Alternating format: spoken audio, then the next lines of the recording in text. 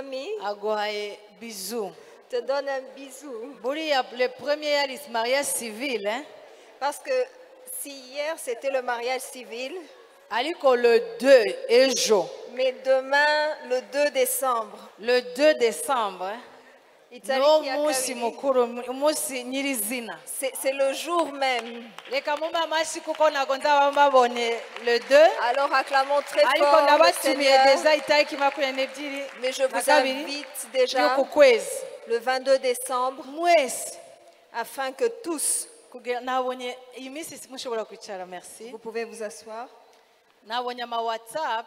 J'ai reçu déjà des WhatsApp. Sanze ko turi benshi ba 50 ans ni benshi cyane muri uyu mwaka. Et j'ai vu qu'on est à plusieurs d'avoir 50 Mwiteguye ans. le 22. Alors préparez-vous le 22. Ba bandi ba 50 ans y'uyu mwaka. Tous les 50 ans de cette année. Ntago nshaka kukumenya uyu munsi. Je ne veux pas te connaître aujourd'hui. Ariko unyandikire gusa. Mais écris-moi Uvuge ngo mami nanjye ndimo. et dis-moi, je suis dedans aussi.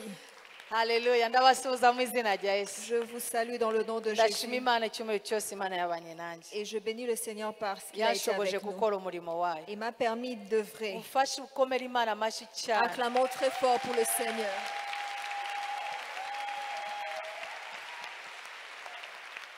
Twatumiye uwagombaga kuza kwigisha Nous avions invité un orateur, ariko aza kwiyesikiza mu munota wa nyuma. mais Bon, il s'est 2 excusé. semaines avant. 2 semaines avant, il s'est excusé. Ariko ndavuga ngo nta kibazo ngewe nshobora kwigisha. Et j'ai dit, ce n'est pas grave, je vais enseigner. Ndashima Imana kuko yamaye icyo kiraka. Et je bénis le Seigneur pour ce petit travail. Mbega kiraka kiryoshe. C'était un bon job. Ayi, ntago mubizi. Vous ne savez pas. Hari ahantu Imana yamvanye. Il y a un endroit que Dieu m'a Hari tiré ahantu nanjye et yangejeje. un autre endroit là où il m'a fait arriver. Seme Dites amina. Amen. Ndashima Imana cyane. Et je bénis le Seigneur Turi aussi. kuvuga kwizera nk'inkingi Nous parlons de la foi comme un yo pilier kwihangana kwacu. de la patience. Iyo uvuze kwihangana Lorsqu'on parle de la patience, ugomba ukumva direct ko ukwizera. on doit aussi comprendre qu'il y a la Umuntu foi. wihangana Quelqu'un qui a la ni patience, umuntu ufite kwizera. c'est quelqu'un qui a la foi. Seme amen. Dites Amen. Seme amen. Dites Amen. Nabuze umunsi wa mbere Et j'ai dit le premier jour kwizera que la foi, no kubona mu mwuka. c'est la vision spirituelle. La vie. Haleluya. No kubona mu mwuka ibyasezeranijwe. C'est voir spirituellement les choses Nabahaye promises. inkuru ya Lazaro. Et j'ai donné l'histoire de Lazare. Lazaro Lazare, yarapfuye il était mort, ariko afite abashiki be mais il avait des sœurs batumiye kuri Yesu. qui ont envoyé vers Jésus. Navuze inkuru yose Et je vous ai dit toute ariko hari l'histoire. ijambo rimwe twatahanye. Mais il y a une parole qu'on est rentré. Nuwizera Que si tu crois, uzabona. tu verras. Haleluya.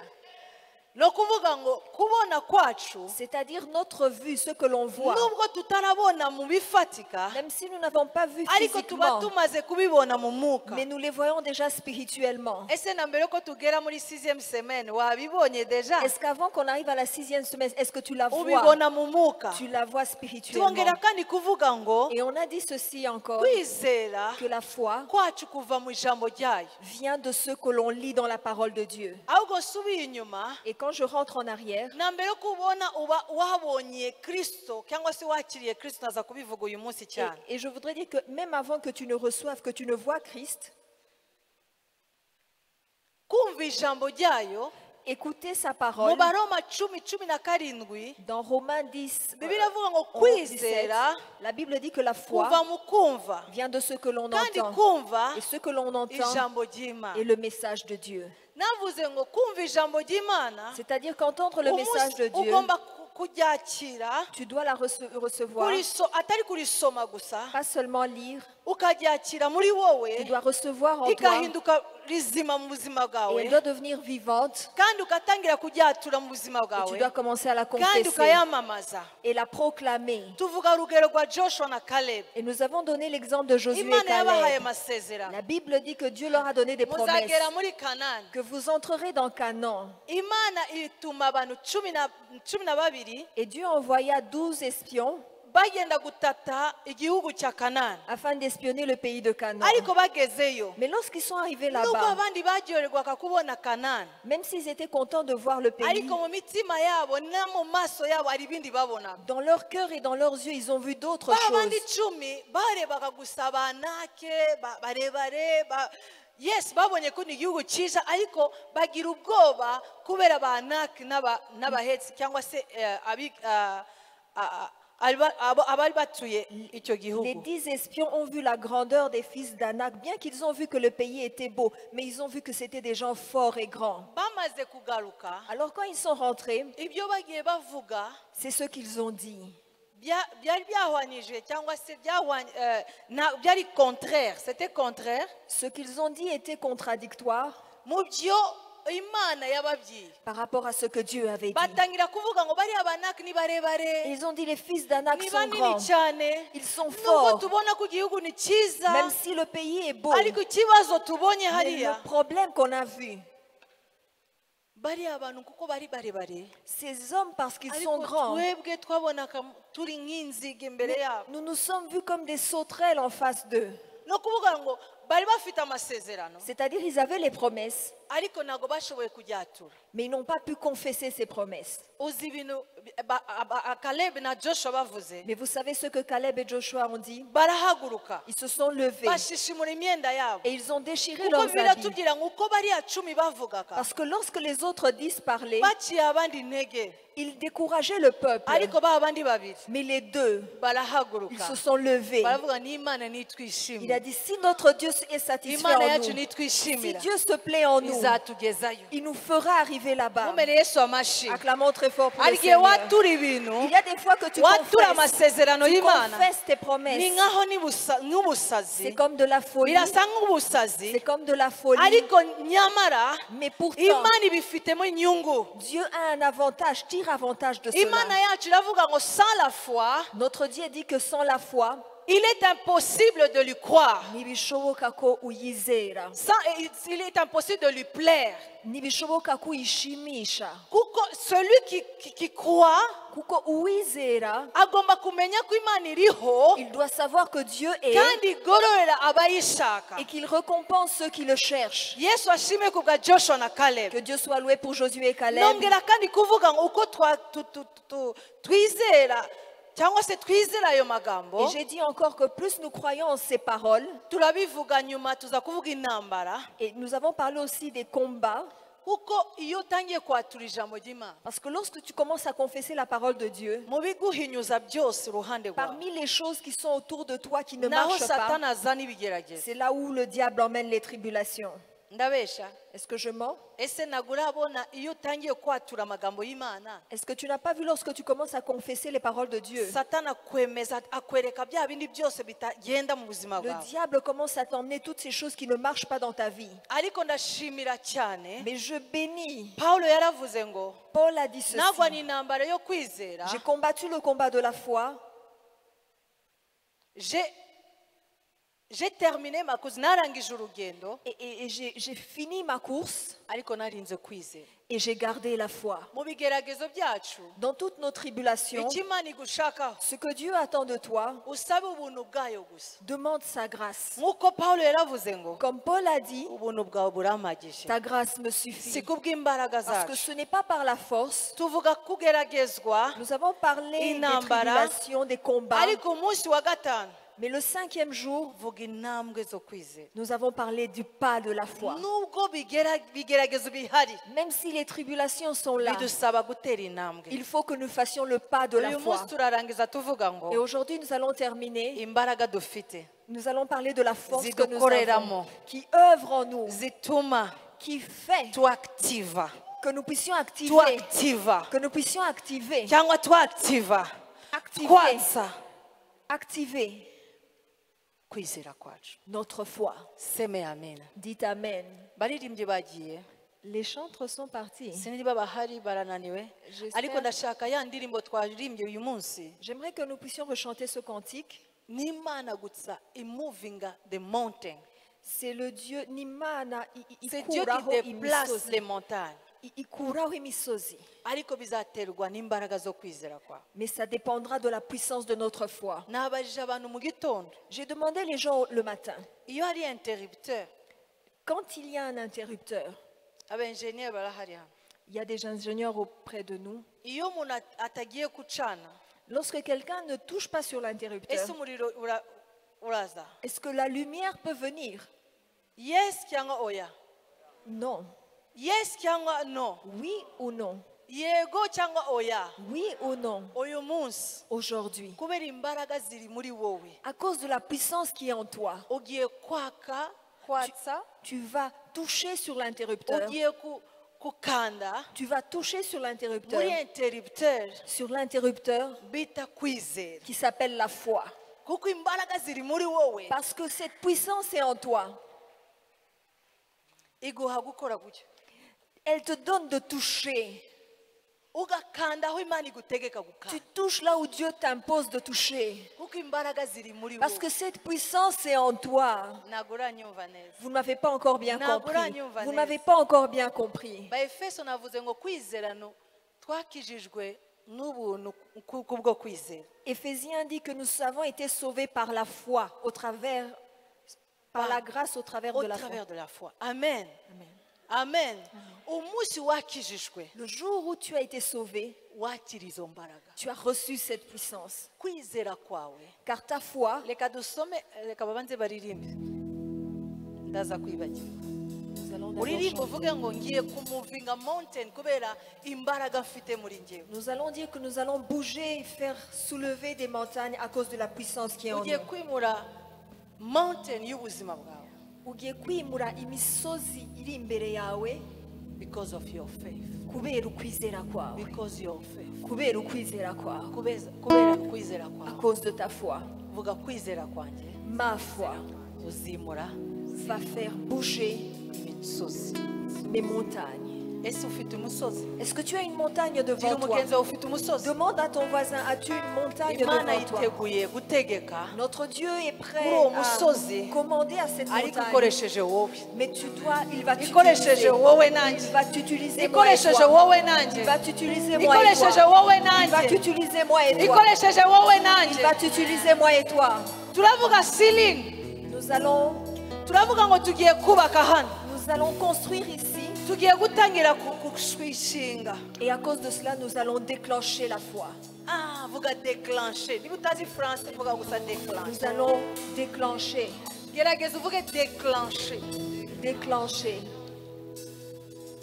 Aha, tureke baririmbe kandi ndagutuye iyo ndirimbo. Et je te dédie cette chanson Kandi cyane cyane mu munsi wanjye y'anniversaire. parce que c'est aussi mon jour d'anniversaire. My God is awesome.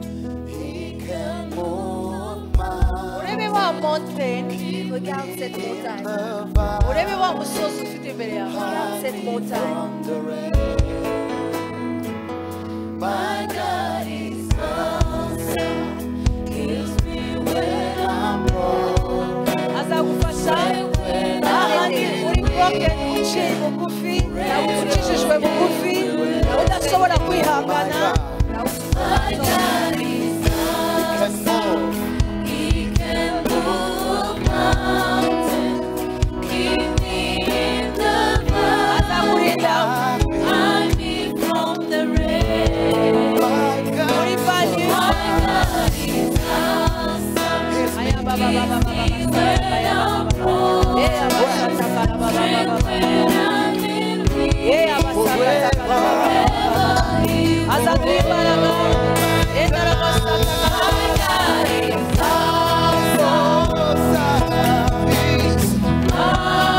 Twese tuvuge hasa hasa.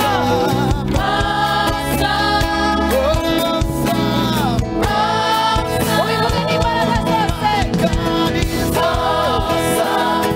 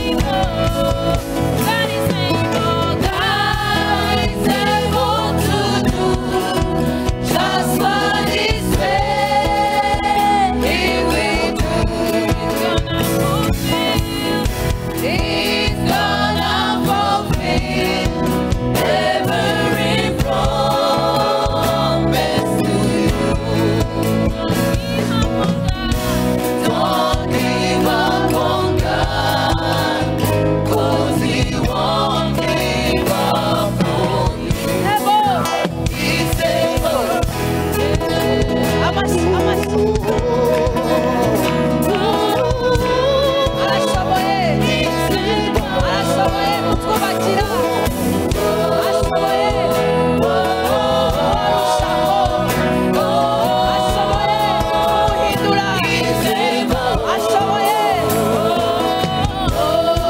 amashyi ashobora kumuhindurira amateka Izebo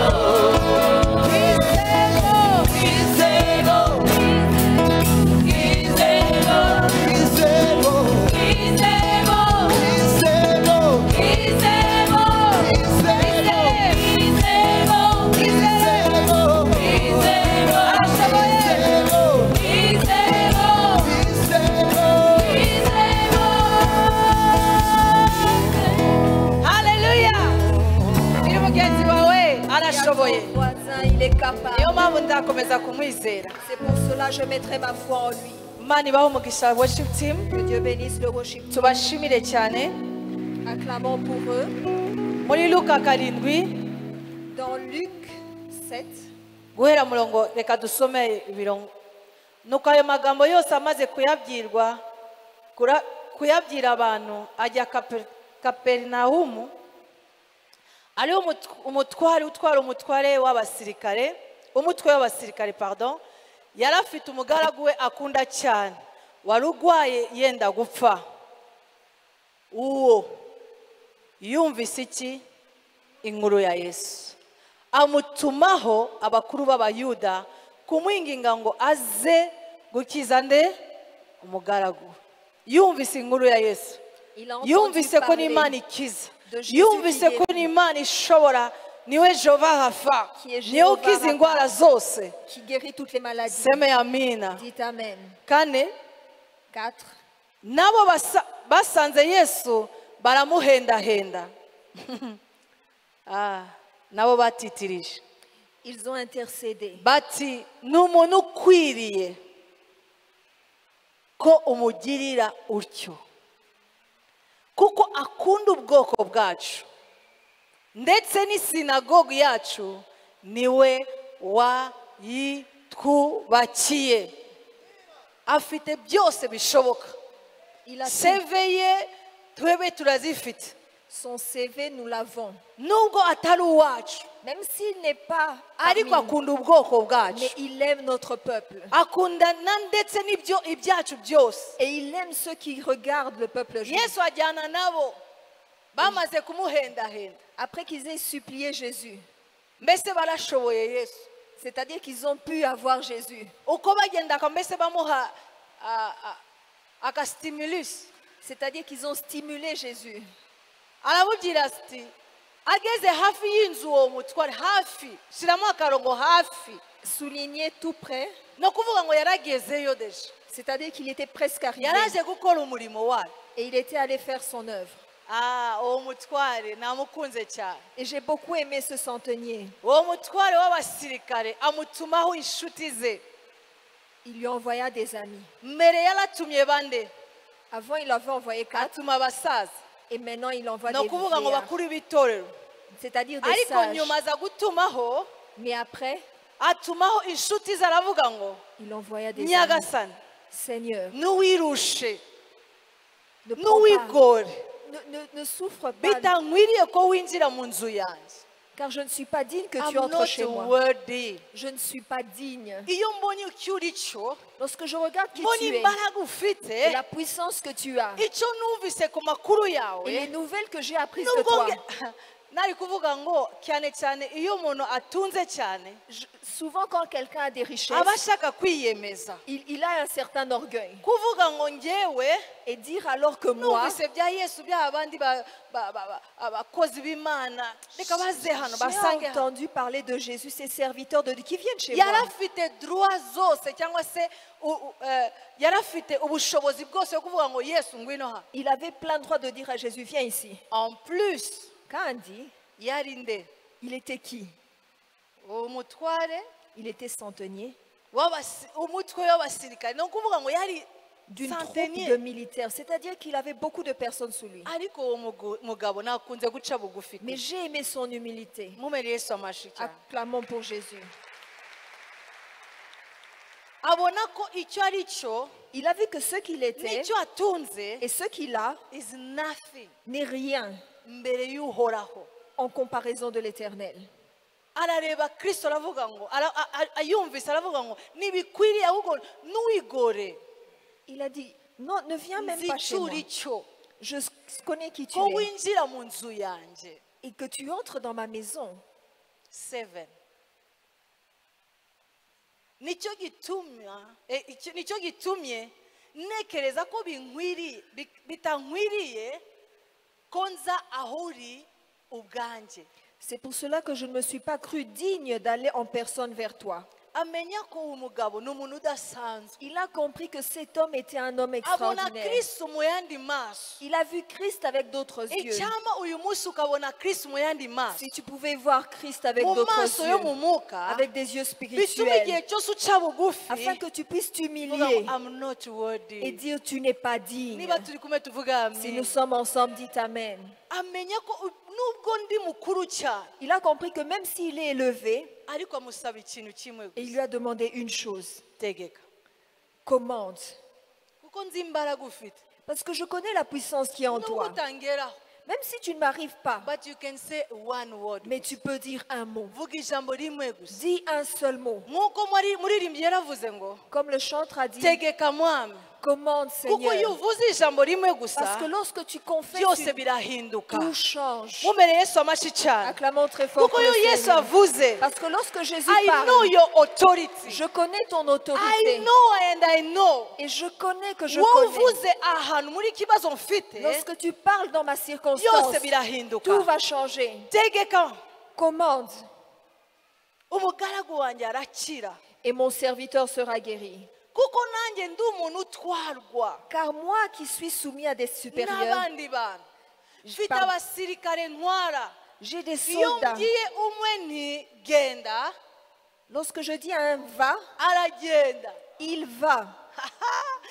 Nzi neza imbaraga za authority. Je connais la puissance de l'autorité. Ese turajyana. Est-ce que nous sommes ensemble? Nzi neza imbaraga za authority. Je connais la puissance de Iyo uvuze l'autorité. ijambo rimwe gusa Lorsque je dis un mot, va aho uri tu quittes, ngwino hano. viens vers moi. Nivuga aravuga ngo mfite abasirikare ntwara. J'ai Iyo des- mbwiye umwe ngenda aragenda. Nabwira uwundi ni ngwino akaza. J'ai des soldats sous mes ordres. Lorsque je dis va, il va. Lorsque je dis viens, il vient. Nabwira umugaragu wanjye nti kora iki aragikora. Et lorsque je lui dis fais cela, il le fait. Agagikora. Il le fait. Yesu abyumvise. Lorsque Jésus l'entendit, Yesu abyumvise lorsque Jésus entendit ces paroles, aramutangarira. il admira le centenier Ahindukirira abantu bose et se tourna vers la foule bamukurikiye ati ndababwira yuko qui le suivait. Il dit, nanjye nje kubwira ngo j'aimerais te dire aussi, Yesu aravuze ngo ndababwira yuko je vous le dis, ntabwo narabona même en Israël, ntari narabona je n'ai pas trouvé kwizera kungana gutyo une aussi grande Gutya. foi, abe no mu Bisiraheli. même dans tout Israël. Seme amina. Dites Amen. Great faith Une grande foi, ntabwo Bibiliya avuga ngo izo ntumwa zisubiye mu nzu zisanga umugaragu wakoze iki. de Comme utansomera retour à hariya. la maison, les gens envoyés trouvèrent le serviteur guéri. Nyuma Yesu yaje gutegeka. C'est que Jésus avait commandé. Ese hariya bavuze ukuntu yategetse. Est-ce qu'on a parlé comment est-ce qu'il a commandé? Ariko baravuga ukuntu uriya musirikare yavuze gusa tegeka. Mais on a juste dit comment le centenier a Mumere dit Yesu commande. amashyi kuko yarategetse. Parce que Jésus à ce moment-là aussi a commandé. Ariko kubera kwizera uriya mugabo Mais yamufitiye. c'était à cause de la foi du centenier. Uyu munsi ufite kwizera. Aujourd'hui, as-tu la foi?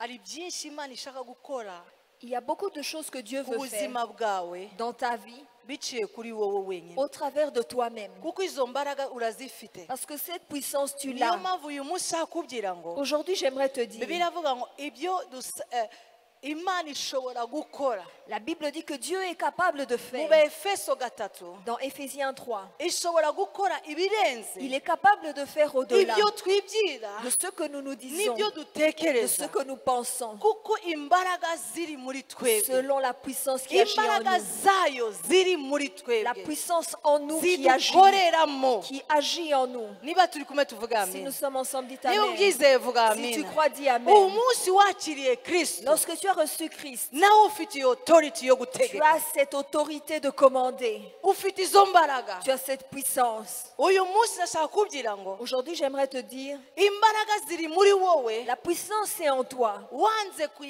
cyangwa se kuzatsa C'est juste que tu as refusé de déclencher le processus cyangwa se kuzikoresha ou bien d'utiliser cette puissance. imana urahombesha imana C'est-à-dire que tu Uhombesha fais perdre Dieu, itorero, perdre l'Église uhombesha ndetse imiryango ndetse ukahombesha igihugu et même la famille et même ta nation.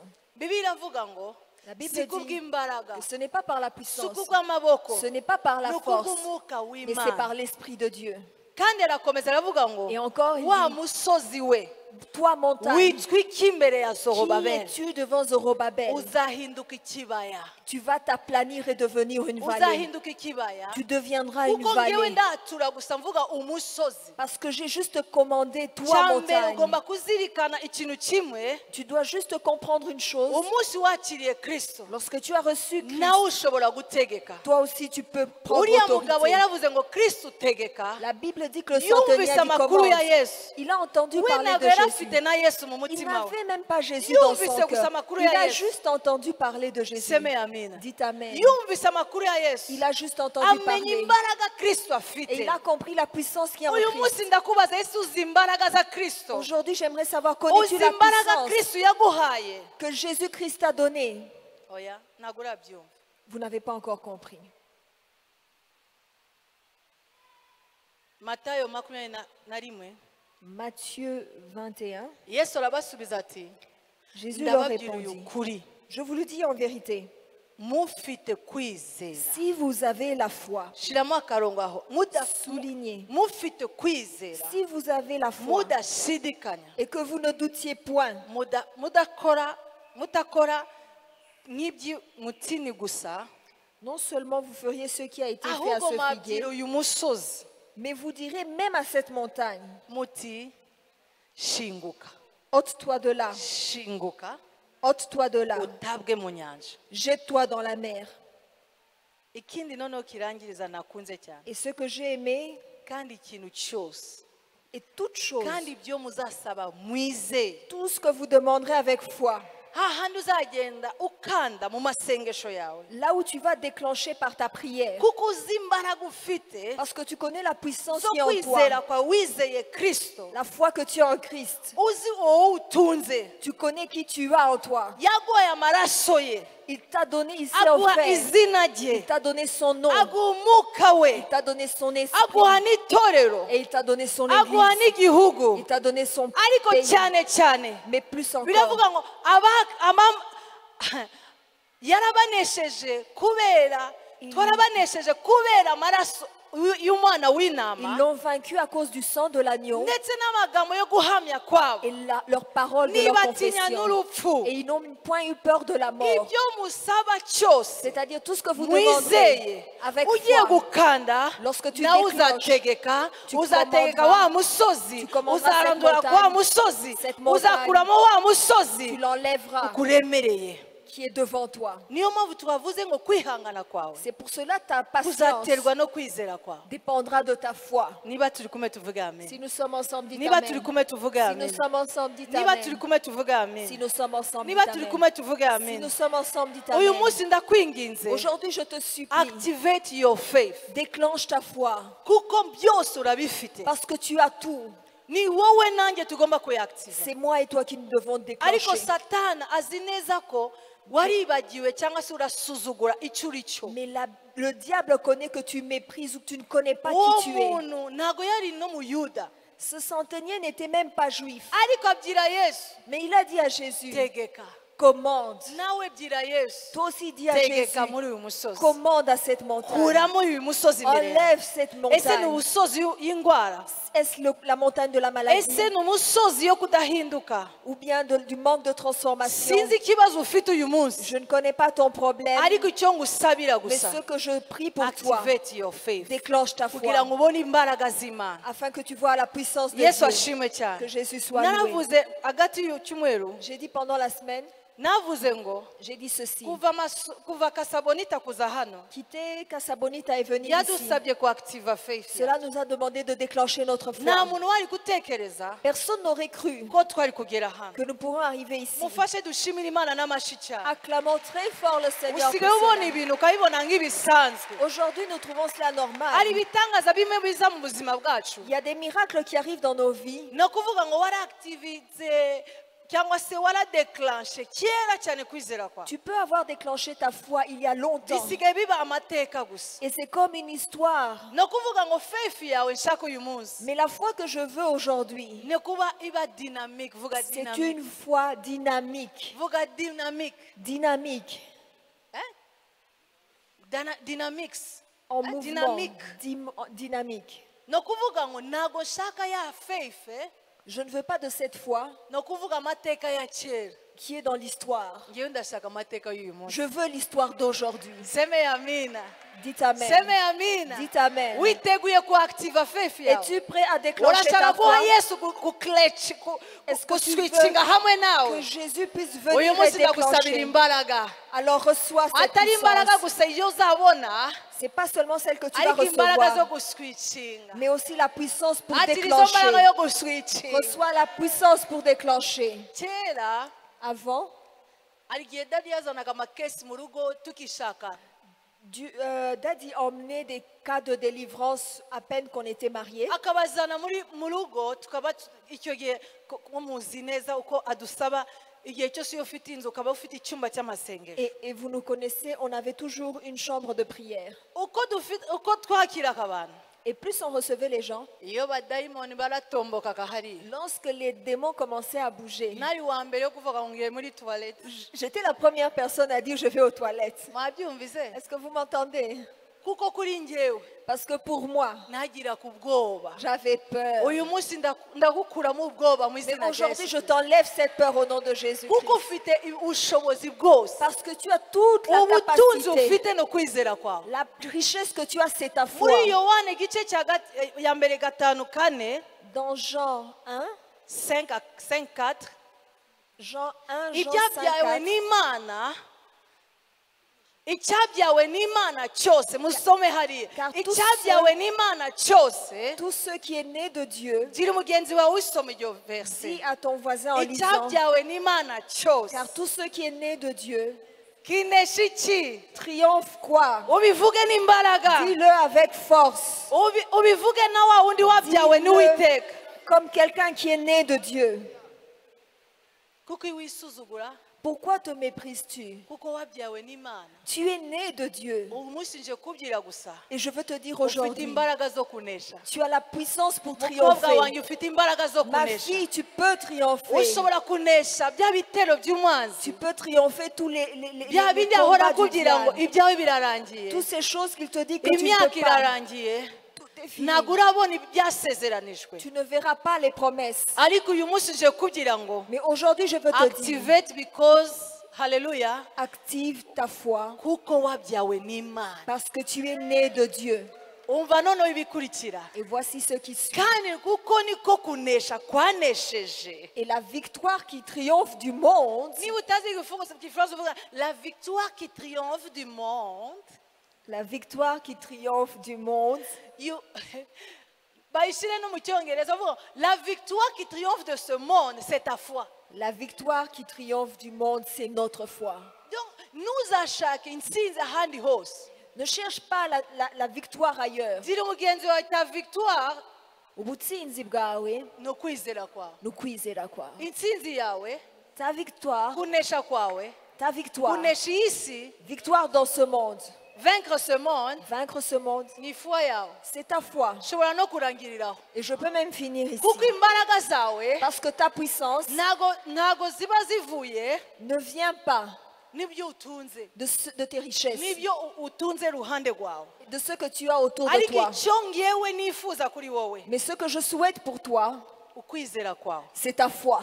ibe great Qu'elle soit grande. ibe great Qu'elle soit grande. ibe great Qu'elle soit grande. kuko iyo abaye great Parce que lorsqu'elle est grande, uzanesha tu vaincras. ndavuga ngo Je uzanesha dis tu vaincras. uzanesha amagambo yose Tu y'umwanzi vaincras avec toutes les paroles de Dieu. niba turi kumwe tuvuga Si amen. nous sommes ensemble, dites niba turi Amen. kumwe kuvuga Si nous amen sommes ensemble, dites Amen. kwa kundi nahungaka Et comment je fouillais avant, ahubwo iyi minsi aujourd'hui, ndi guhinga je cherche, ndi gushakisha je cherche hahandi satani là où le diable yafunze abanje a fermé les gens, yafunze abana a b'imana lié les Vuga enfants de ngo mu Dieu izina rya pour yesu dire au nom de kuko Jésus. ufite izina Parce qu'au nom de iruta Jésus, amazina yose c'est le nom qui est au-dessus de tous icyo les ngewe noms. ngomba gukora gusa Et tout ce que j'ai à ndabwira faire, yesu c'est dire tegeka à Jésus, commande,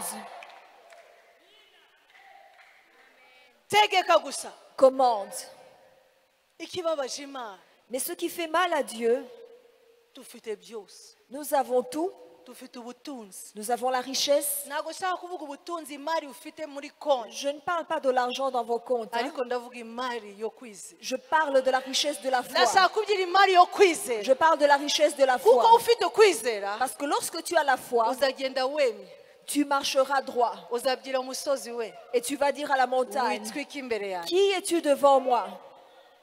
kuko ufite kristo muri ngewe Parce que j'ai Christ en moi. we alpha Il est l'alpha akaba omega et il est l'oméga. niwe uzura C'est lui la résurrection abapfuye des morts. niwe eternel C'est lui niwe l'éternel. pourvoyeur Niwe utanga. niwe jehova jaira Il est Jéhovah Jireh. nanyishimira Et s'il se plaît en moi, azampa ibyo nkeneye il me donnera ce dont j'ai oh il est besoin. mon bon berger Niwe mungeri n'umwungeri mwiza. wanjye mwiza Il est mon bon berger. ejo nagiye rwamagana Hier, je suis allée appeler ndi quelqu'un. kumwe n'abamama pasita J'étais avec des mamans yari pasteurs. kuwa gatanu tukomeza kuwa gatandatu C'était vendredi et samedi. mbona imitima yabo Et j'ai vu leur cœur ndi kurira hamwe nabo lorsque nous pleurions ensemble. imana ima ijambo iri muri esaya 12 Dieu m'a donné une parole qui est dans Ésaïe 12. esaya arimo kuvuga ngo Ésaïe dit ceci. mana y'agakiza kanjye L'éternel de mon salut. badushiremo iryo jambo mana y'agakiza kanjye Éternel de mon salut. ibyishimo byanjye Ma joie.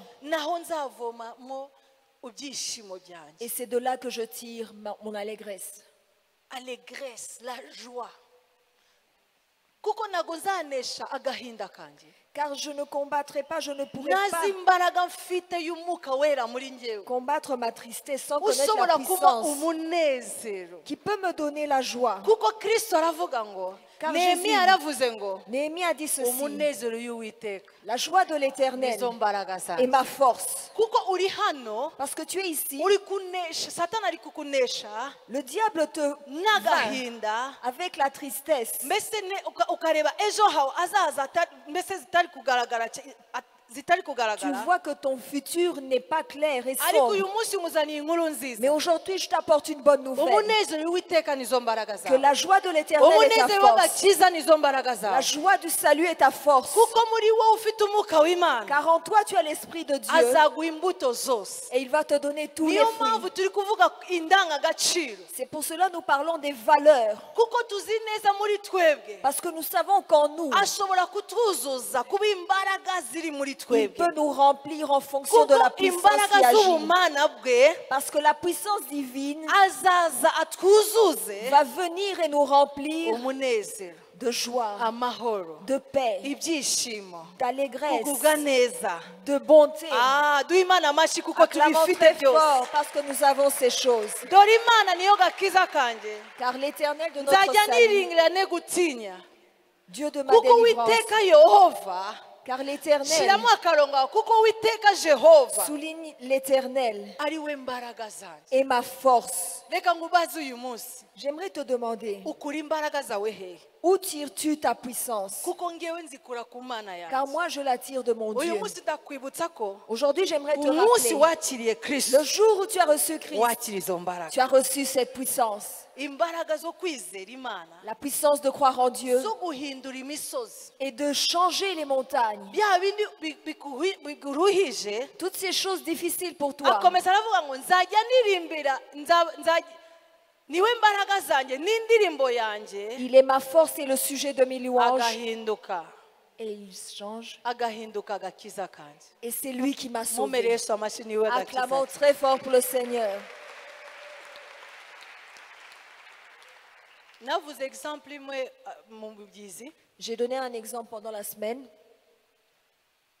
hari igihe numvaga ubuzima buhagaze ukuntu ntangiye kuvuga ngo twaje guherekeza abandi Il y a une époque de ma vie là où je sentais qu'il n'y avait plus rien à faire. Je sentais que je suis venue accompagner les autres. ariko mu gusenga Mais en priant, rimwe nari nwite joshua nabivuze une fois, j'étais enceinte de Josué.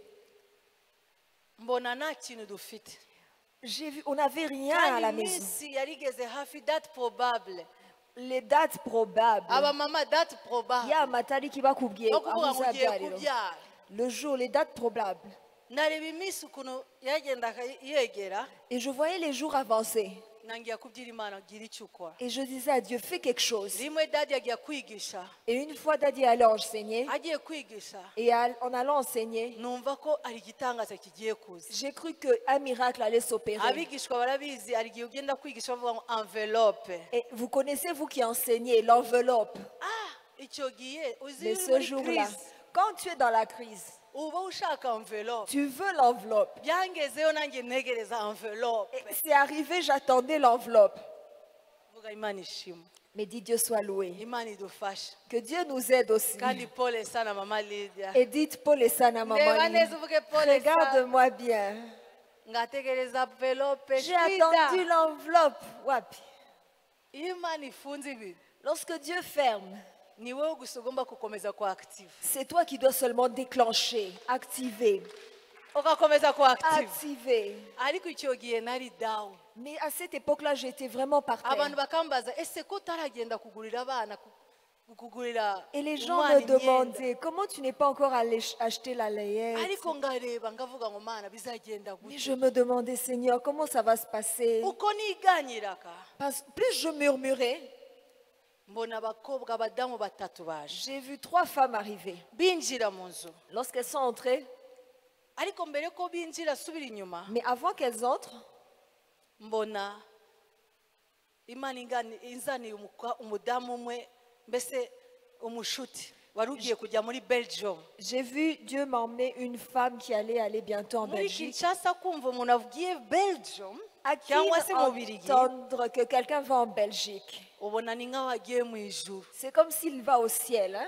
bon icyo gihe à l'époque. ariko uyu munsi usigaye wumva mami yavuze Mais ngo agiye aujourd'hui, bruxelles je suis partie à agiye Bruxelles, france je suis partie en mumere yesu France. amashyi ariko Acclamez pour le Seigneur. ariko icyo gihe Mais à l'époque, ntabwo narebaga imbaraga ko imana ishobora kubihindura je ne voyais pas que Dieu était capable de changer vuga cela. pole sana Et dites Paul et Sana, maman Lydia. ndareba umuntu ugiye belgique nk'umuntu ugiye buraya ugiye mu ijuru Je voyais quelqu'un aller en Belgique comme s'il allait au ciel. avuga ngira ikintu cyose ushaka kugira Elle m'a dit, dis-moi tout ce que tu veux. mami tantine wavuze haleluya icyo gihe naranditse pe Et tu dis Alléluia, j'ai écrit. hari igihe dushyiramo kwizera kwacu ku bantu Parfois, on met notre foi dans les hommes et reka les mubwire gens. uyu munsi nabwiye kwa gatanu cyangwa se kwa kane mvuga ngo avumwe wizere umwana w'umuntu Mais la Bible dit, maudit soit celui qui met sa foi en l'homme. nasutse umutima wanjye umubwira ibyanjye byose Je lui ai tout dit. n'ibindi nashobora kuvuga narabivuze uwo munsi Tout, même ce que je ne devrais pas dire, je lui ai dit. amaze kugenda avuga je viendrai dans 1 ou 2 semaines Et la femme m'a dit, je reviendrai. Nzagaruka mu byumweru bibiri cyangwa ça va je viendrai vite ni byiza nzagaruka vuba. yowe kwiringira abana bawe Ariko faire confiance à l'homme. amaze kugenda Après qu'elle soit partie, umwuka wera mu ijambo le Saint-Esprit Vuga m'a ijambo. donné une parole. mika karindwi karindwi Dans Michée 7:7, mwuka wera arambwira ngo Le Saint-Esprit m'a dit ceci. bivuge mu kinyarwanda, moi je regarderai vers l'éternel. Bayishyiremo hariya. Pour moi je regarderai vers l'éternel. Kuri njyewe nzarebera ku Uwiteka gusa. Badushyiremo Mika 7:7. Uhageze adusomere vuba vuba kuko amasaha yanjye yagiye. Aya mashakati. Ariko njyeweho tusome twese. Nzahoza amaso ku Uwiteka. Nzahoza amaso ku Uwiteka. Ongera kandi njyeweho Njyeweho nzahoza amaso nzahoza amaso ku Uwiteka. ku Uwiteka. Nzategereza Nzategereza ime agakiza. ime agakiza. Imana yanjye Imana yanjye izanyumvira. Maze kubyumva Après avoir entendu cela, nangira kwihana. j'ai commencé à me répandre, Navuga ngo narebye à me umwana repentir. w'umuntu. J'ai fixé mes Ninde yeux à uzi l'homme. niba azagaruka? Je ne sais même pas si elle va revenir. Ako kanya abagore batatu barinjira. Et à ce moment-là, 3 femmes sont entrées. Mbona badamu binjiye. Lorsque ces 3 femmes sont Turi entrées, gusengana nabo. et pendant qu'on priait, Umwuka wera arambwira ngo subiramo ibyo mvuye kukubwira. le Saint-Esprit m'a dit, répète ce que je viens de te dire. Ndababwira murabizi. Je leur ai dit, vous Twizere savez, Imana gusa. faisons confiance à Dieu Mukanya seulement. mbonye umugore ambwiye ngo agiye Belgique mubwiye ibyanjye byose. Tantôt, là, j'ai vu une femme qui me disait Nimuzirike qu'elle allait en umwana Belgique. w'umuntu. Je lui ai tout dit, mais Reka je leur ai duhange dit, amaso yacu ku ne Uwiteka. faisons pas confiance à Ariko l'homme, bivuga fixons ariko à Dieu. bivuna hano mu mutima. Je le disais, mais j'avais mal au cœur. Uzi ko hari igihe uvuga ijambo ry'Imana ariko muri wowe ukumva Tu sais parler la parole de Dieu, mais dans ton cœur, ça te brise. ukumva bigufata cyane. Mbwira ijambo. Vuga ijambo kwa kundi gufata cyane. Imana izakugirira neza cyane kandi ijambo rikuniga. Nicyo nashakaga kuvuga. Seme amina. Amen. Ariko nakiriye ibyo wavuze. Seme amina. Mumukomere amashyi ari byo Imana yawe. Abagore batatu barinjira. Ces 3 femmes sont entrées Baha testimony.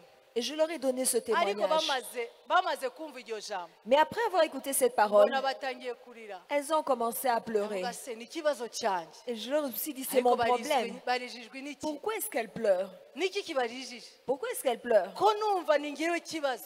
C'est moi le problème Kumbi pourtant. bari banzaniye igisubizo. Et pourtant, elle m'avait emmené la réponse. Ntabwo wakomye amashyi Vous neza. n'avez pas bien acclamé. Njyeweho Mais moi, nzahanga amaso ku Uwiteka je gusa. fixerai mes yeux à Bya bindi l'éternel. biminyuza Et tous mes problèmes, nzakomeza nkoma declenche. je continuerai à déclencher. Okora na fier ukora gutya. Fais avec fier.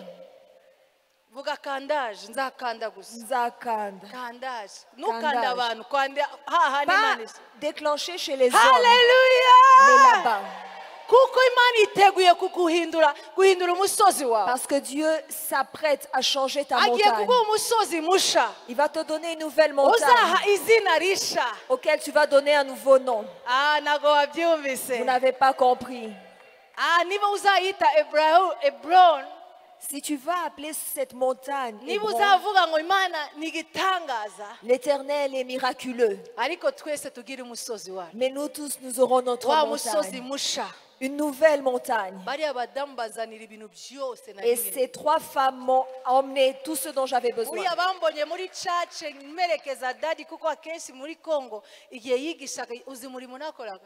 Parce qu'au Congo, souvent, quand on prêche, on s'accompagne de son épouse. Ngewe nakompanya ka apotre ngagenda ngaririmba. Moi, j'allais et je chantais. Umurimo wanjye yari kuririmba gusa. Mon travail, c'était de Noneho chanter. abagore babona ukuntu ntwite Et les femmes ont vu comment j'étais enceinte. bumva bafite impuhwe. Elles ont Bangira été imbabazi. prises, elles ont senti qu'elles Baravuga devaient ngo m'aider. reka tuzamushigikire. Et elles ont senti qu'elles devaient Batazi m'aider. ko ibyo banzaniye Ne sachant pas que ce qu'elles allaient emmener, yari itangiriro y'ibintu byose. c'était le début de toutes choses. Bo bumva ko baje kongera muri leyete. Elles croyaient qu'elles venaient rajouter, Kumbi baje gutangiza leyete. mais elles viennent de commencer la Reka layette. Imana iguhindure umusozi. Que Dieu change ta montagne. Hallelujah. Amen. Hallelujah. Amen. Ntabwo narizi ko kumbi igisubizo cyari hafi. Je ne savais pas que la solution était proche. Kangahe Combien de fois nous nous sommes relâchés. bibiliya iravuga ngo La Bible dit ceci. nubwira umusozi gusa Lorsque tu parleras à la ni montagne, kwizera guke cyane avec même une petite foi, guto cyane toute petite, ushobora guhindura ibintu tu peux faire changer les choses. ntucike intege Ne te décourage point. ntutangire kugira ubwoba N'aie pas peur, kuko imana igiye guhindura parce que Dieu est prêt à changer izaguhindura mu bugingo bwawe dans ta vie, mu mubiri wawe dans ton corps cyane cyane mu mwuka et wawe surtout dans ton esprit, kubera imbaraga ziri muri wowe zikorera muri à wowe cause de la puissance qui agit en toi. ufite kristo muri Tu wowe as Christ en toi. cya kabiri Et la deuxième chose, ufite tu as amaraso ya yesu le ufite izina sang, rya yesu le nom de Jésus. hariya baravuga ngo ushobora kuvuga ushyiramo yindi murongo Nous allons passer le verset. ahandi murongo ivuga ngo imana yaduhaye imbaraga zo gukubita hasi Car Dieu nous a donné la puissance afin de Ibihome faire tomber byose. toutes les forteresses. dore mbahaye ubutware bwo kujya mukandagira Voici, je vous donne la puissance, le pouvoir inzoka de marcher sur les na serpents sikoripiyo et les scorpions n'imbaraga z'umwanzi zose et sur toute la puissance shiramo de akarongo l'ennemi. hariya Souligne n'imbaraga z'umwanzi zose toute la puissance de l'ennemi.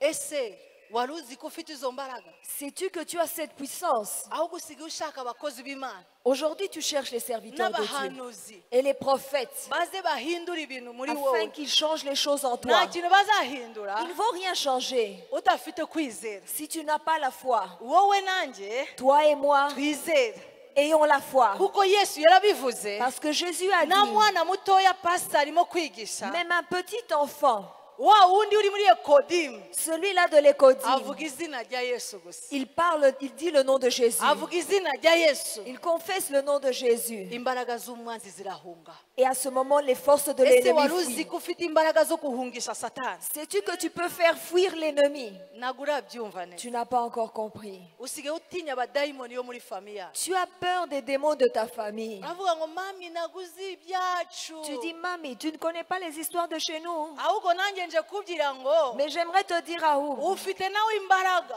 tu as une puissance. zo kurangiza bose Tu peux les abo exterminer. badayimoni bose Tous ces démons, ubakuremo mu muryango tu wawe peux les enlever de ubimure mu ta famille. muryango wawe Chasse-les de ta famille. niba ni umusozi wa satani yaje akashinga umusozi we mu muryango wawe Si c'est une montagne satanique, il l'a You mis dans ta seize. famille. De l'ivrognerie, y'ubusambanyi de l'adultère. bene data dufite izo mbaraga Bien-aimés, nous avons cette ariko puissance. wowe nanga icyo imana izadusaba Mais toi et moi, Dieu nous demande, komeza déclenchons, ushitse komeza activons, nutinye continue, n'aie pas nurambirwe peur. komeza uactive Continue, continue. kandi nta kintu Et il n'y a rien kizagira qui ne peut icyo t'arriver. kibatwara wose À vous tous, mumere yesu amashyi cyane acclamons très fort pour le Seigneur.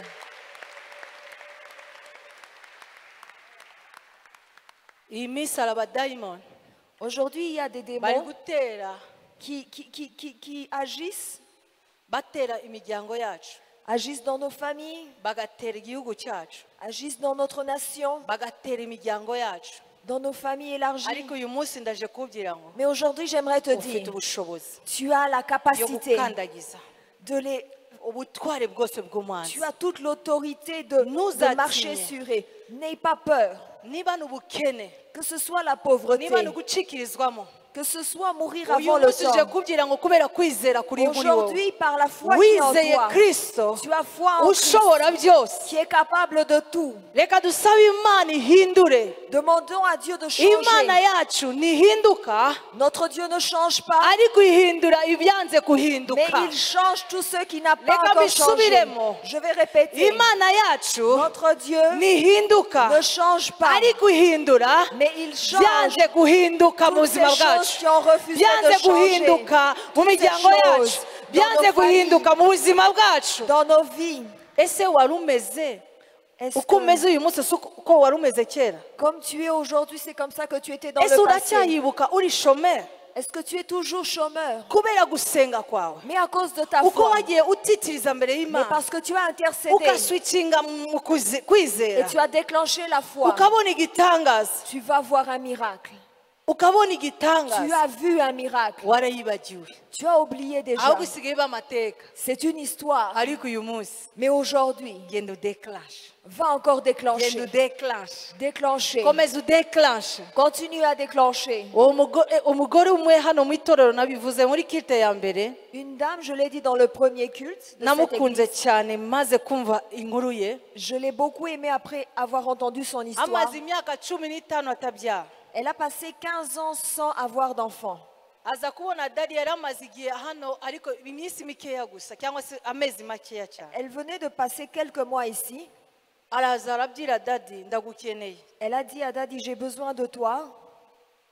dadi yamuha rendez-vous dushimire dadi kuko atanga rendez-vous Daddy lui a donné rendez-vous et bénissons niba le utakoma Seigneur. amashyi birashoboka ko utaramubona C'est possible que tu ne Ariko l'acclames nzi ko pas benshi parce que baramubona. mais plusieurs l'ont déjà nawe vu. atanga rendez-vous Et il lui a donné un kumbi yari rendez-vous. rendez-vous y'igitangaza kuri Et uwo pourtant, mugore c'était un rendez-vous de miracle. mwumve ukuntu Et byagenze voilà comment ça s'est passé. yinjiye muri biro Elle est entrée dans le bureau abwira dadi ikibazo cye et elle a dit à Daddy son problème. batangira kugendana na dadi mu Et masengesho ils ont commencé à marcher dans la prière uko avec. basenganaga Et plus ils priaient, umunsi umwe amusukamo amavuta un jour il l'a oint amwaturira mbese kubyara et a confessé qu'elle va enfanter. seme amen Dites Amen. uwo mugore yizera ya mavuta Et cette femme a cru en cette onction. asaba dadi kujya muri toilette Et elle a demandé à Daddy d'aller à la toilette. afata ya mavuta Et elle a pris cette atangira huile. kuyasiga hehe mu nda ye Elle a commencé à oindre son ventre. mpagaze hano mbabwira ngo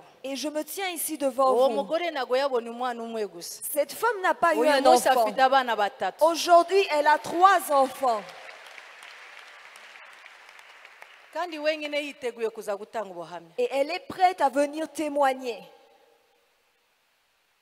mbabikiye ubuhamya Je vous garde ce témoignage. ni ukuvuga ngo C'est-à-dire, ikizanesha isi ikizanesha ikibazo cyawe ce qui va triompher de ton problème du monde, si uko wumva amagambo y'imana igihe cyose c'est pas que tu entends des paroles venant de Dieu tout le temps. kizaterwa Ça dépendra kizaba et ça s'accomplira mu kwizera kwawe gusa selon ta foi. niba turi kumwe tuvuga Si nous sommes ensemble, dites nuko Amen. navuze ngo la victoire qui triomphe de ce monde Kuko ubutsinzi bunesha iyi si, ni ukwizera kwawe c'est notre foi. nkunda cyane kristo ukuntu yabwiraga abigishwa Et j'aime comment Christ disait à ses disciples cyangwa se abantu bose bazaga kubona ibitangaza et toutes les personnes qui cherchaient des miracles, arababwira ngo kwizera kwawe il disait ta foi kwakoze iki a fait quoi? kuragukijije T'a sauvé. nanjye uyu munsi ngiye kubwira Et ngo aujourd'hui, j'aimerais te dire, kubera kwizera ufite muri à wowe cause de la foi qui est en toi, reka ukire sois sauvé uhindure umusozi et transforme ta montagne, uhindure umusozi wawe change ta ugere mu montagne, masezerano yawe entre dans tes kubera promesses kwizera kwawe à cause de ta foi. duhe amashyi cyane Acclamons très fort pour le Seigneur. ukwizera kwawe Car ta foi uzahindura imisozi va changer tes bizakugeza montagnes mu masezerano et te yawe fera entrer dans tes ariko promesses. activate your faith Mais déclenche ta foi. activate your faith Déclenche, active ta n'imana foi. y'ukuri Car c'est un Dieu ibaze umuntu waje véritable. ategereje umwana umwe Imaginez quelqu'un qui est venu, elle attendait un ariko enfant. imana imuha atari babiri gusa impanga Mais Dieu ne lui a pas donné des jumeaux. ese amuhaye impanga cyangwa se umwe aba yakoze igitangaza cyangwa oya Un, ça aurait déjà été un miracle ou deux. vuga great faith Mais la grande foi. kubera kwizera kwe guhambaye Mais à cause de sa grande foi, imana imuha triple Dieu lui a donné des triplés. mumere yesu amashyi cyane Acclamons très fort pour le Seigneur. ndashima imana cyane Je bénis le Seigneur. itorero ryacu dufite byinshi imana yadukoreye Notre Église, Dieu a fait de grandes choses parmi nous. tumaze gufata ideni y'ibi byuma mubona hano Après avoir pris une dette afin de faire notre twishyuraga toiture, hafi miliyoni esheshatu buri kwezi nous payons plus de 6 millions 6 millions à la na. banque. ariko uwo munsi dutangiye fundraising hano Mais lorsque nous avons commencé le fundraising, byaratugoye kugira ngo tuze imbere yanyu tuvuge ngo 6 millions c'était difficile de Rita, s'approcher urabyibuka? et de vous dire Edi, qu'on urabyibuka doit 6 millions et qu'on doit payer ariko ça chaque mois. byagombye cyangwa se byadusabye kwizera Mais cela a nécessité la foi. tukaza hano dushira amanga Nous sommes venus avec audace. nk'uyu munsi turavuga 290 millions Aujourd'hui, nous parlons de 290 turizera ko millions. ntabwo ntumbaze aho bizagera Avec foi, je ne sais pas d'où ça viendra. sinzi uko ubigenza Je ne sais pas comment tu le fais. sinzi n'uko ubikora Et je ne sais pas bivuge par quel wihamya chemin tu utilises. icyo nzi n'uko Mais ce que je sais, iyo utegetse c'est que lorsque tu commandes, muri Les kuririmba choses nk'abantu bari muri s'accomplissent. deuxième culte muririmbe nk'abantu ya premier na premier chantez comme des gens du premier culte. sinzi uko Kubigenza, sinzi n'ukubikora. ririmbe nanjye icyo nzi nuko iyo utegetse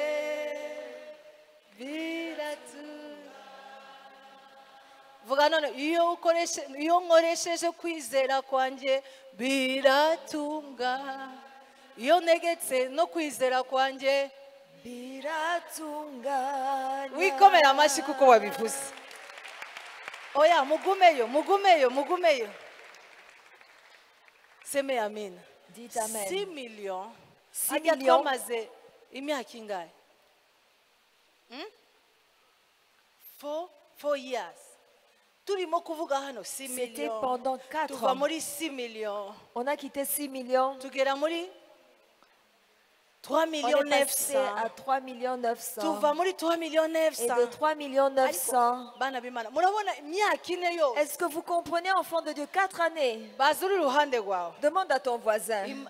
ese iyo myaka yose wari uzi ko tuzarangiza ideni Ces 4 années, est-ce que tu savais qu'on allait finir notre dette? umbajije ngewe mama pasita Si vous me demandiez à moi, maman pasteur, ngewe rimwe mura n'umuntu une fois j'ai rencontré quelqu'un, arambwira ngo uzi ko hari igihe abantu iyo batishuye elle m'a dit, vous Banque. savez, quand on ne paye pas bien ses créances, bashyira mbese ibintu byose bayishyira mu cyamunara la banque a le droit de mettre aux enchères tous vos ibaze biens. mama wanyu mama pasiteri yaratangiye deja gutekereza icyamunara Imaginez votre maman pasteur penser aux ventes aux enchères de cette église. navuga ngo birashoboka se mana Et je me suis dit, est-ce que c'est possible, Seigneur? kuko hari igihe abantu bazaga bavuga ngo namwe murakabya 6 millions Parce que les gens disaient, mais vous exagérez, 6 millions, c'est beaucoup. ciye bugufi ishima imana Mais je suis humble devant Dieu et je Twarangije bénis le ideni. Seigneur. Nous avons tout twarangije fini. ideni Nous avons bien fini. twarangije ideni Nous avons fini notre si dette. kubw'imbaraga Ce n'est pas par si la kubw'amaboko force, ce n'est pas par la ni kubw'umwuka puissance, w'imana mais c'est par l'Esprit mumere yesu de amashyi Dieu. kuko yaduhaye Acclamons kurangiza très fort ideni pour le Seigneur.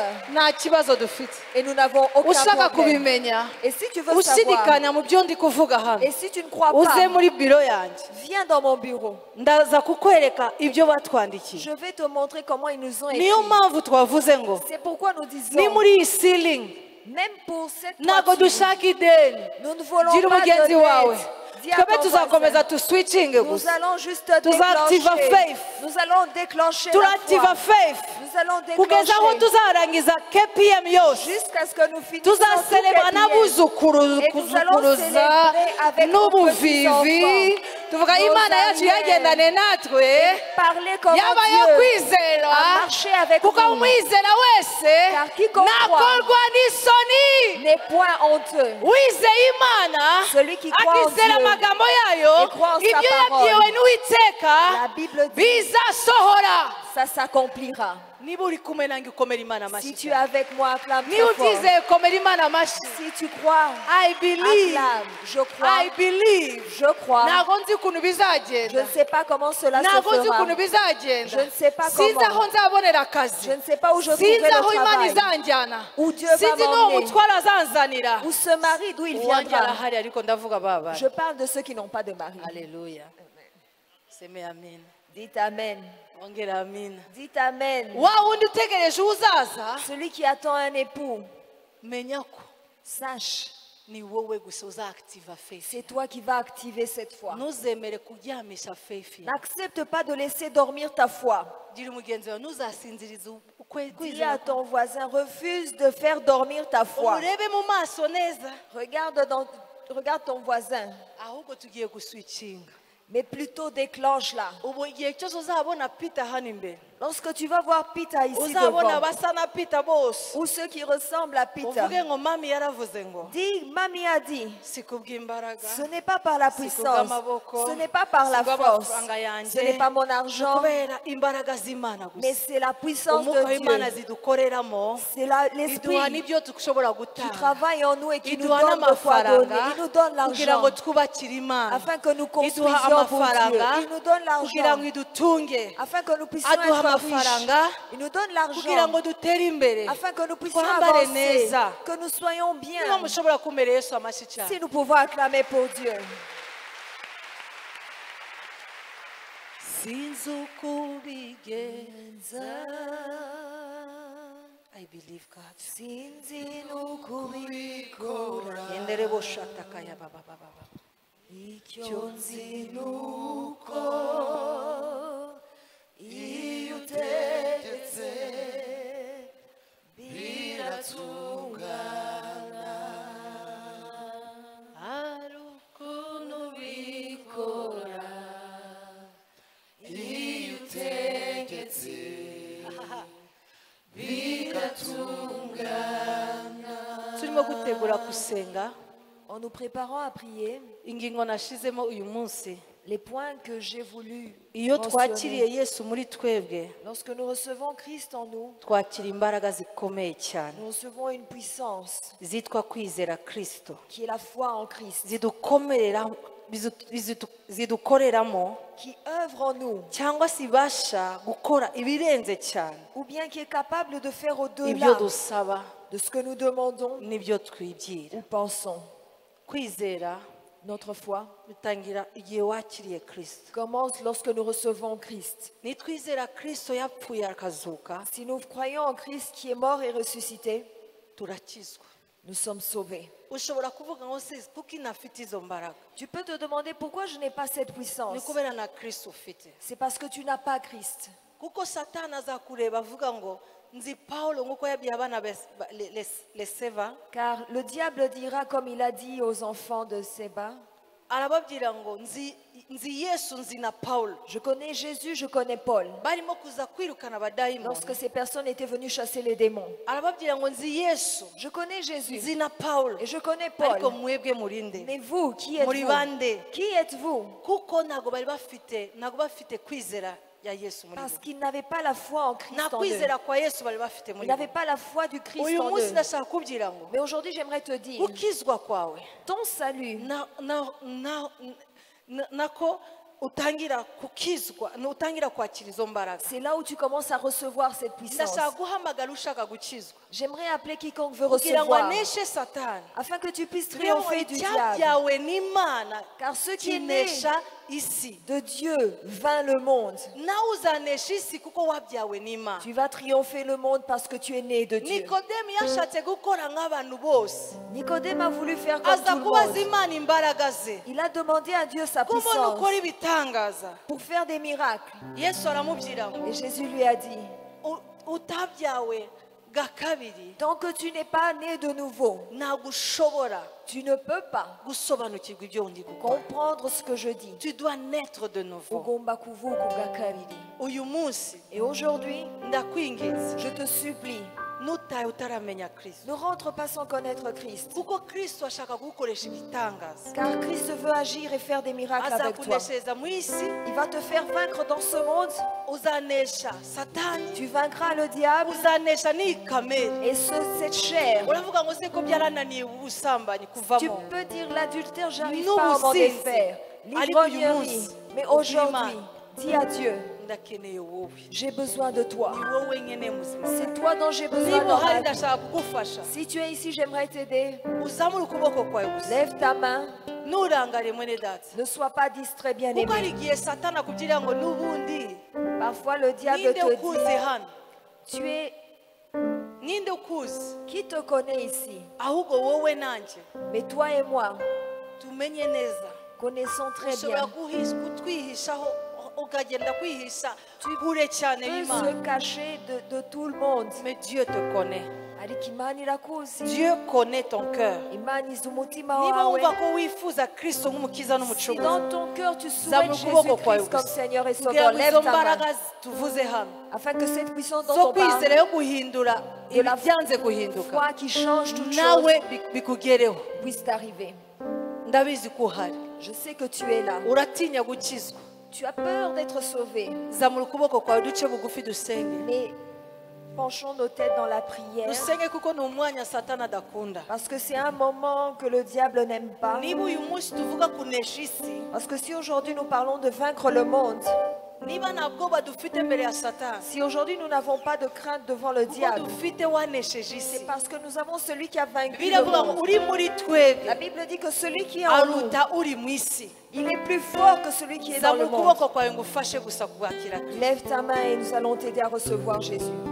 Cya kabiri, point ya kabiri, Le deuxième point, dusabwa gukoresha izo mbaraga mu buzima bwa buri munsi. il nous est demandé d'utiliser Mu cette biduhinyuza puissance byose, dans notre vie de chaque jour. wandike hahandi musozi satani yashinze mu buzima bwawe. Parle de cette montagne que le diable a mis dans kuko ta vie. tudakoresheje izo mbaraga, ubutunzi cyangwa se ububasha, ubushobozi, Car si nous n'utilisons pas cette puissance, cette force, cette capacité, ntabwo tuzashobora gukuza izo mbaraga muri nous twebwe, n'allons pas laisser cette puissance grandir en nous. kandi tuzagenda duhomba. Et nous ferons, ce sera Hari une ibintu perte. byinshi tuzabura. Nous allons perdre beaucoup de choses. Bangahe bapfuye kubera kutamenya kwacu. Combien se sont perdus à cause de notre manque de connaissances? Benshi bakomeje kujya mu busamba cyangwa se basubiye inyuma kubera kutamenya izo mbaraga. Plusieurs sont rentrés en arrière à cause qu'ils n'ont pas connu cette force. Ariko ndakwinginze, Mais je te supplie, ugire Imana, dis à Dieu reka nkoreshe imbaraga afite yo kwizera. que je puisse utiliser cette Kuko puissance qui est kwizera la ni foi. ubutunzi ifite. Car cette foi est une richesse. Zahindura imisozi. Et je pourrais changer, transformer mes montagnes. Le troisième point, uko kwizera kwawe gukomeye kuzimura imisozi grande foi cyangwa que se tu as kuzakugeza mu masezerano yawe akomeye fera bouger les wasezeranijwe montagnes n'Imana kuva kera. et fera entrer dans, te Iyi fera entrer 6e dans tes semaine plans. twinjiyemo mu gusenga, La 6e semaine que nous entrons, turi kurangiza iminsi 40, là où nous allons clôturer les 40 jours, ugire Imana,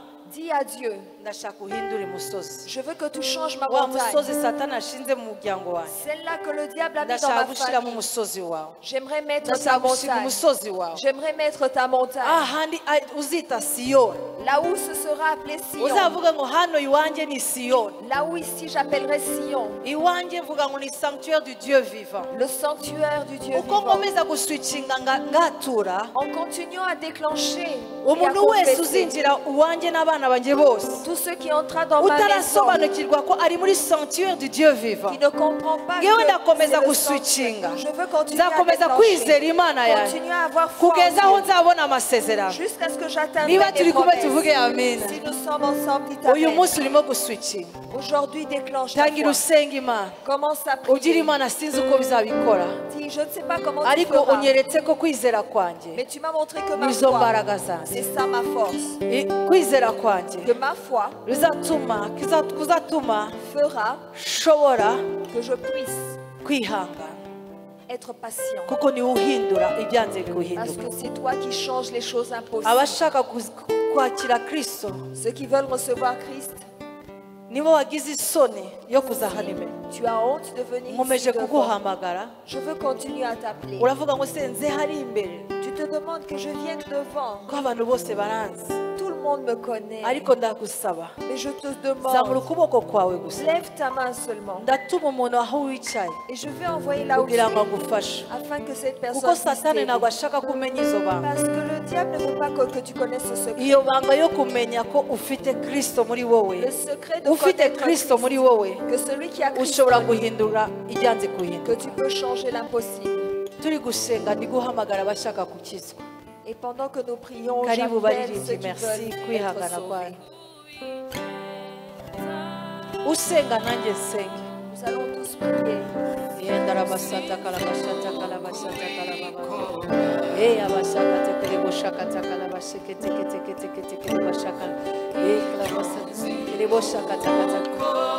Abashaka takala bashaka takata kalababa. Duhaguruke twese. Yenda rabashaka takala bashaka takala baba. ubwire Imana iki cyumweru Et dis au Seigneur cette nashaka semaine, gukubita hasi ibihome byose by'umwana ibintu byose birimo gushyira hejuru yo kurwana kumenya Imana combattre la connaissance de Dieu. gira Imana ndagukeneye Dis au Seigneur, je me kugira ngo mfate ibitekerezwa byose afin que je prends captif biri les kubuza abantu pensées kumenya Imana qui empêchent de Imana connaître ihindura le amateka Seigneur. ihindura amateka y'igihugu cyacu ihindura amateka y'imiryango yacu ihindura amateka Yesu Change notre utugwanirire Mana zamura amaboko yawe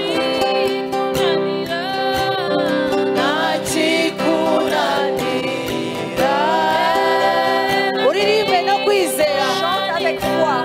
ntakikunanira ndahamagara pasita karibu dufashe gusenga please abicaye muhaguruke ni umwanya ukomeye cyane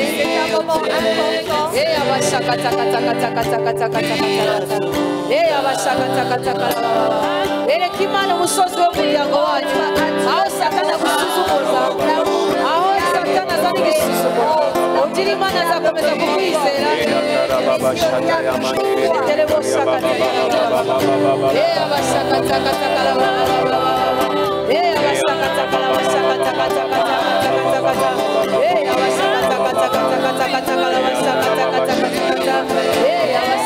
ntabwo ndi kukumva usenga nk'umuntu ushaka kubona ibintu bihinduka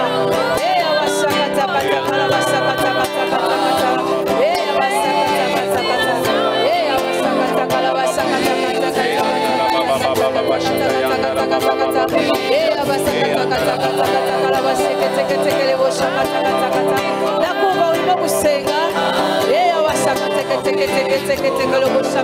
Bana wo musozi, bana wo musozi, bana wo musozi, bana wo musozi, bana wo musozi, we n'umwanya baduhaye, bana wo musozi imbere yawe, bana wo musozi imbere yawe, ntabwo bisaba umwanya munini, ntabwo bisaba umwanya munini, ntabwo bisaba gutahe gusa, bikore hano, bana wo musozi imbere yawe, bana wo musozi imbere yawe, senga, senga, senga, senga, bana wo musozi imbere yawe, bana umusozi imbere yawe, bana umusozi imbere yawe, oh ntubifate nk'ibintu byoroshye, ntubifate nk'ibintu byoroshye, iri ni ijambo ry'Imana turigendereho, vana wo musozi, vana wo musozi, senga, senga, senya icyo kintu, kivaneho, kivaneho, kivaneho, kivaneho, switch your faith, switch l'interrupteur, reka imbaraga z'Imana zitembe ziva muri wowe, kuko Kristo yaziguhaye, senga, senga, senga, vana wo musozi, ukubuza kubyara, vana wo musozi,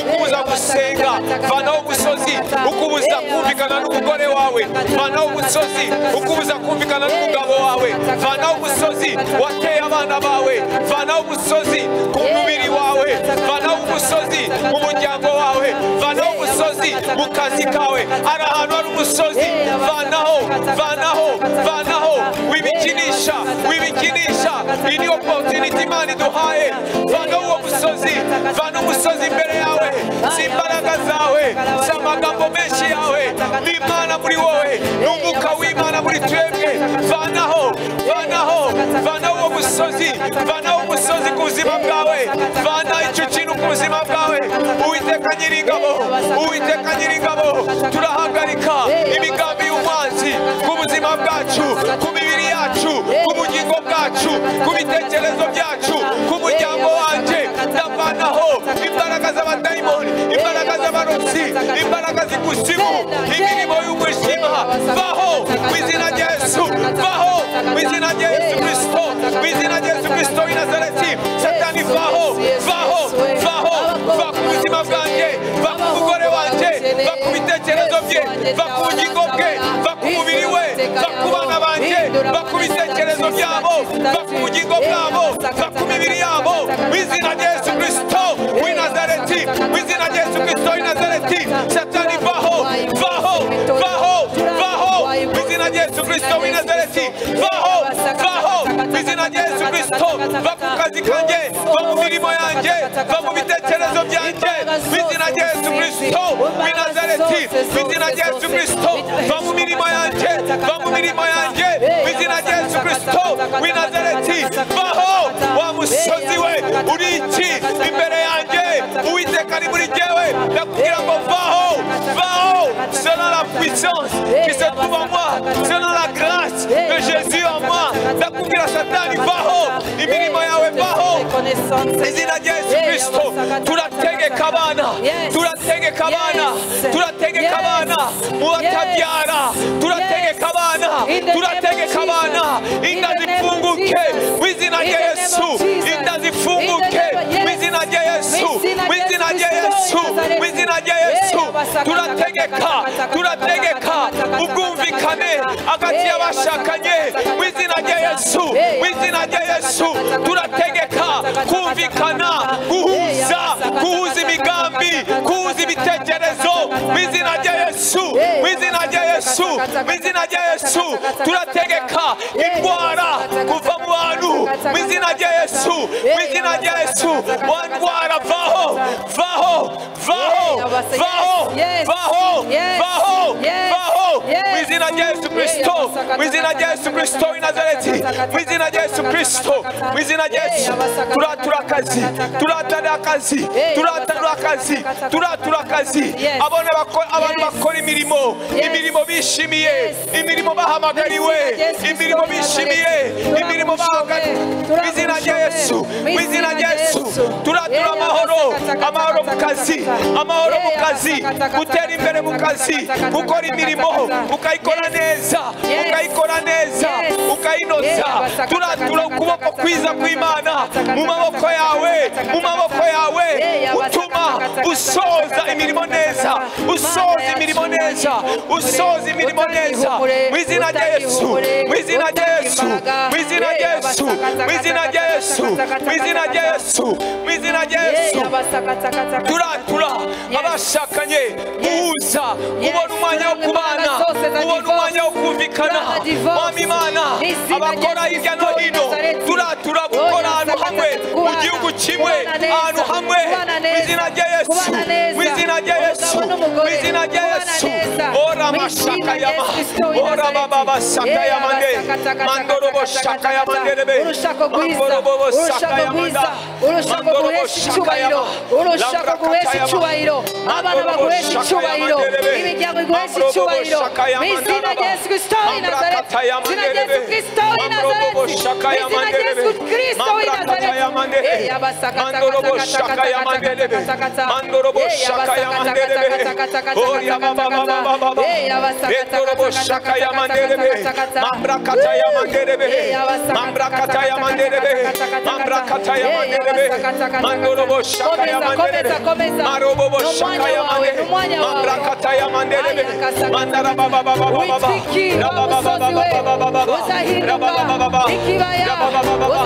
amagara umugabo wawe amagara umugore wawe amagara uvuga izina ryawe imbere yawe umusozi uzahinduka ikibaya tuwe abana amashyi cyane amashyi Uwiteka twizera izere ahirwa bizeye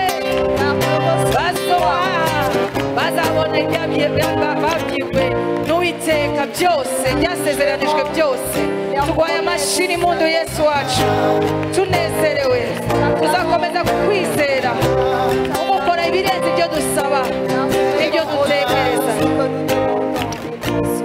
tegekama Yesu abamere umugisha sinzira imbere amakominike mubere mugenzi wawe uri iruhande rwawe komeza utegeke kugeza uzabona ibyasezeranijwe. Merci pastor. Thank you. Yesu ashimwe cyane. Que Jésus soit loué. Mureke tumara akanya gake tubanze twumva amatangazo. Un petit moment pour écouter les Yesu annonces. ashimwe cyane. Que Jésus soit loué. Twakomera Imana amashyi kubw'ijambo Est-ce que ryiza nous pouvons tubaza kubaha. applaudir l'Éternel pour la parole que nous avons reçue? Yesu ashimwe cyane. Amen. ICT memu ntegurira sport. Pendant que l'informatique prépare le vidéo des annonces, Already twatangiye kwizera uko Imana izatwishyurira ariya amafaranga.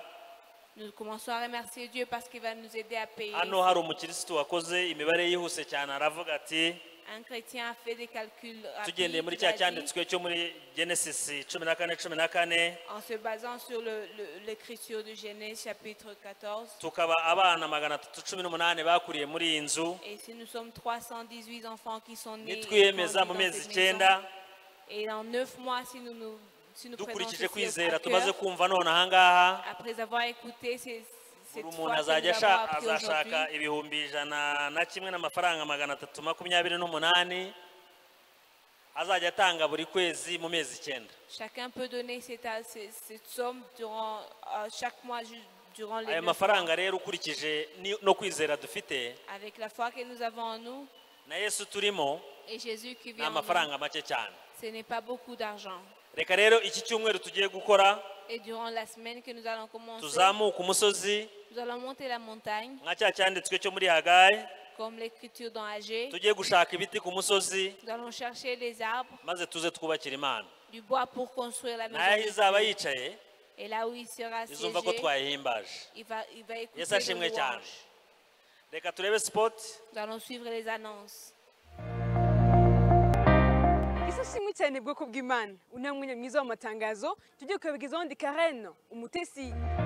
Turashima Imana cyane yatwijeje mu nzu yayo uyu munsi ikaba yishimiye ko nge nawe tuba imbere yayo tuyumva duhindurwa abasha ndetse tunuzuzwa ku bivuye imbere yayo y'ubuntu. Turashima Imana kandi yadushoje amagabo atandukanye yose y'itorero ndetse no mu minsi 40 y'amasengesho. Kicimwero dusoje twabanye na sinya pastor wacu Mami Umulisa Lydia Masasu.